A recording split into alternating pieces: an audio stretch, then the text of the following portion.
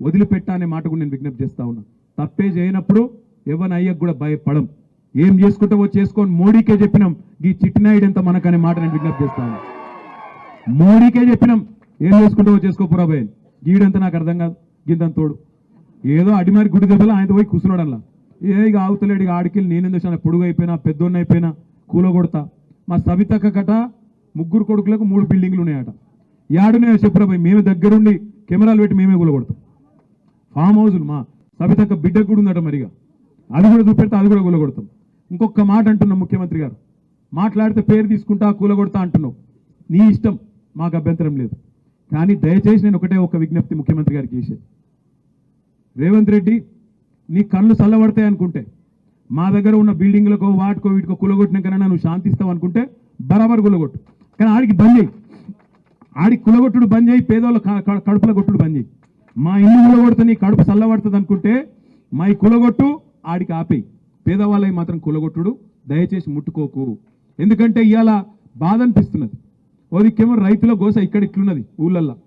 హైదరాబాద్ పోతేనేమో ఆ మూసికాడికి పోతే పాపం 30 ఏళ్ళు 40 ఏళ్ళు 50 ఏళ్ళకేంచి వాళ్ళని ఇవాళ ఆక్రమణదారులు అంటాడు ఒకడు, కబ్జాదారులు అంటాడు ఒకడు. అరే నువ్వే ఇచ్చినావు కదా రాబోయ్, నువ్వే కాగితాలు ఇస్తువి, నువ్వే వాళ్ళకి రిజిస్ట్రేషన్ చేస్తువి, నువ్వే బిల్డింగ్ పర్మిషన్ ఇస్తువి, నువ్వే 40-50 ఏళ్ళకెళ్ళి వాళ్ళతోని గర్పట్టి కట్టించుకోబడుతుంది, 40-50 ఏళ్ళకెళ్ళి మున్సిపల్ నీళ్ల పన్ను కట్టించుకోబడుతుంది. అన్ని పైసలు ఇన్ని రోజులు దొబ్బి తిన్నదేమో గవర్నమెంట్.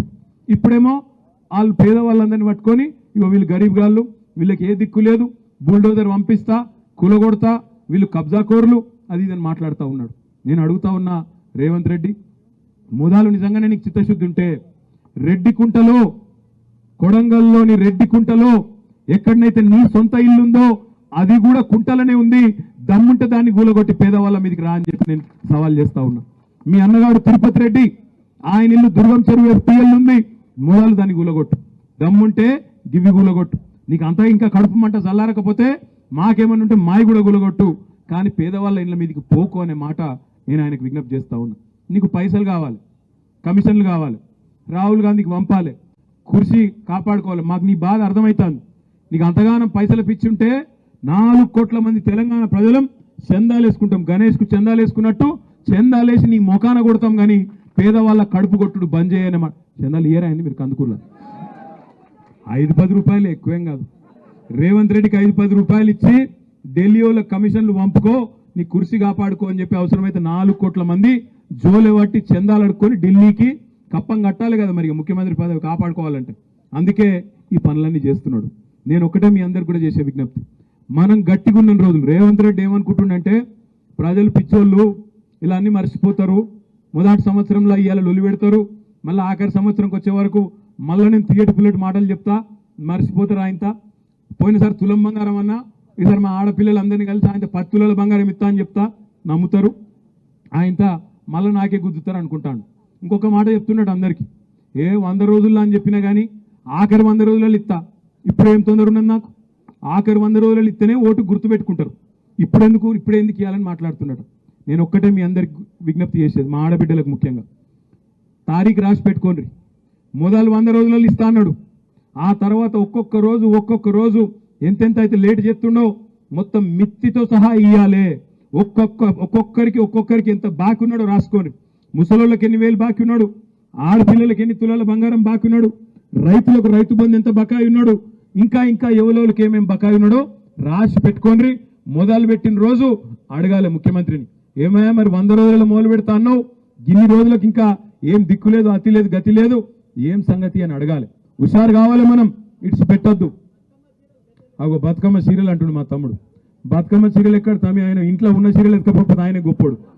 బతుకమ్మ సీరియల్ అయితే రావు, అవి ఎప్పుడో పోయినాయి. ఒక సీర కాదు 2 సీరియల్ ఇస్తా అన్నాడు మహిళలకు. నేను మహిళలకు చూసి రాది, ఒక సీర కాదు 2 సీరియల్ ఇస్తా అన్నాడు. మరి బతుకమ్మ పండుగకు ఇంతవరకు చీర లేదు.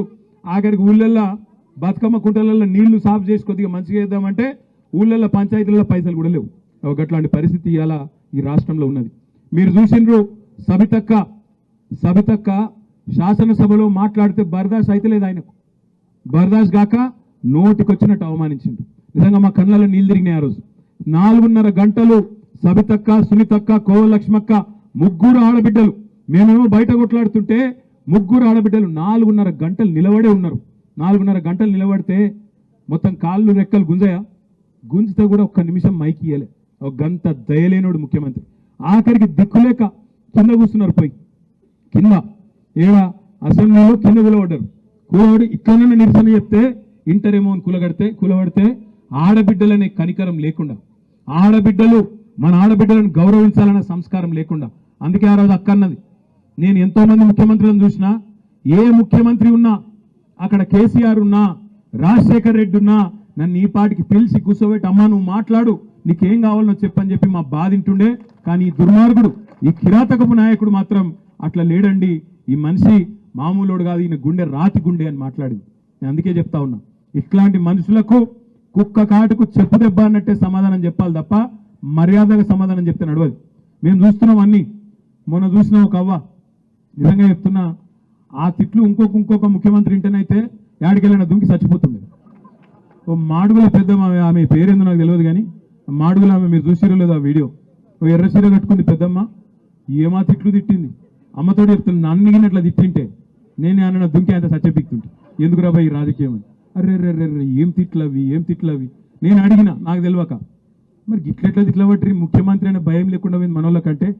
నీకు అర్థమైతలేదు అన్నారు. ఏం అర్థమైతలేదు అంటే, ఆయన ఏ భాషలో మాట్లాడితే ఆయనకు అర్థమవుతుందో గా భాషలో చెప్తున్నారు. ఇక్కడ ఆయన భాష గట్లే ఉన్నది కాబట్టి ఆయన గదే భాషలో చెప్తారు, సమాధానం గట్లే ఉంటుందని చెప్పారు. ఎందుకంటే సామాన్యులను మోసం చేసి ఎక్కువ రోజులు తప్పించుకోలేవు. ముఖ్యమంత్రి కదా, సరే నీ చుట్టూ కార్లు, నీ చుట్టూ పోలీసు వాళ్ళు వీళ్ళు ఉంటారు కాబట్టి ఎవడేం చేయలేడు అనుకుంటున్నావేమో. దమ్ముంటే ముఖ్యమంత్రి గారు సెక్యూరిటీ లేకుండా ఊళ్ళకు రా, ఏమనుకుంటున్నారు రైతులు తెలుస్తుంది. మేమేం చేసినాము, నా రుణమాఫీ అయిపోయిందని అది ముఖ్యమంత్రి చెప్తున్నాడు. మేమేమన్నాం, మరి పోదంపా మీ అచ్చంపేట నియోజకవర్గంలో నీ సొంత ఊరున్నది కొండారెడ్డిపల్లి, ఇడికెళ్ళి దగ్గరనే ఉంటుంది, అక్కడ పోదాంపా అని అడిగినాం. నీ ఊర్లో అయిందా లేదా చూద్దాంపా అని అడిగినాం. మీ కొడంగల్ పోదామా అని అడిగినాం. ఇక మా నరేందర్ రెడ్డి అన్న అయితే కొడంగల్ వివరాలన్నీ తెప్పించిండు. 2 మండలాలు, బొమ్మరాజుపేట, దౌలతాబాద్ అని 2 మండలాలు ఉంటాయి. మొత్తం తెప్పించి మొత్తం మేము ప్రెస్ ముంగట పెట్టినాం. ఎక్కడ రాష్ట్రంలో రుణమాఫీ కాలే. ఒకసారి యాద్ చేసుకోండి, డిసెంబర్లో ఇదే ముఖ్యమంత్రి చెప్పిండు, మొత్తం రుణమాఫీ కోసం 49,000 కోట్ల రూపాయలు అవసరం పడుతుందని ఇదే ముఖ్యమంత్రి చెప్పిండు. 49,000 కోట్లకెళ్ళి తెల్లారో మర్నాడో స్టేట్మెంట్ ఇచ్చిండు. ఏమున్నదా, ఒక్క సంవత్సరం కడుపు కట్టుకుంటే 40,000 కోట్లు ఇచ్చేయచ్చు అన్నాడు రేవంత్ రెడ్డి. 49,000 కోట్లకెళ్ళి తెల్లారి వరకు 8,000 కోట్లు ఆయన తెత్తగొట్టిండు. 40,000 కోట్లు చేసిండు, 8-9,000 కోట్లు ఎగరగొట్టిండు. మళ్ళీ మూడో రోజుకి క్యాబినెట్లో పెట్టిండు. క్యాబినెట్లో 40,000 కోట్ల నుంచి 31,000 కోట్లు చేసిండు. మళ్ళీ 9,000 కోట్లు ఎగరగొట్టిండు. మళ్ళీ బడ్జెట్ పెట్టిండు శాసనసభలో. బడ్జెట్ పెడితే 31,000 కోట్లకెళ్ళి 26,000 కోట్లు అయిపోయింది. ఓ 5,000 కోట్లు అక్కడ ఎగిరిపోయింది. ఆడికెళ్ళి మళ్ళీ చూస్తే 15 ఆగస్టు నాటికి ఎన్ని ఇచ్చినవరో భయ అంటే 18,000 కోట్లు అన్నాడు. మళ్ళీ 8,000 కోట్లు ఎగరగొట్టిండు. తెల్లారో మర్నాడో వాళ్ళ ఉప ముఖ్యమంత్రి గౌరవనీయులు బట్టి విక్రమార్క గారు చెప్పిండ్రు, 16,000 కోట్లు ఎక్కడి మన్నెక్కడి, మేము ఇప్పటిదాకా కట్టింది 7,500 కోట్లే అని చెప్పిండు. అంటే యాడ 49,000 కోట్లు, యాడ 7,500 కోట్లు. చారాన కూడా కాలే, చారాన కూడా చేయలే. కానీ చారాన కోడికి బారాన మసాలా అన్నట్టు బిల్డప్ మాత్రం ముఖ్యమంత్రి గారు తెల్లారు లేస్తే ఓహో రుణమాఫీ అయిపోయింది, చేసేసిన అదైపోయింది ఇదైపోయింది. మళ్ళొక్కసారి చెప్తున్నా, ముఖ్యమంత్రి ఇలా కందుకూరులో చూస్తున్నావు, రేపు ప్రతి ఊర్లో చూస్తావు. తెలంగాణలో ఎక్కడ నీ కాంగ్రెస్ నాయకుడు తిరగలేని రోజులు వస్తాయి. కందుకూరు నాకు అత్యంత ప్రీతిపాత్రమైన మండలం నాకు ఇది. ఎందుకంటే నాకు బాగా గుర్తుంది, ఇప్పుడు వచ్చేటప్పుడు కూడా సబితక్కకు చెప్తుంటే, మా గణేష్ రెడ్డి అన్న కనబడ్డాడు ఇంతకుముందు ఇక్కడ దాసర్లపల్లె. కేసీఆర్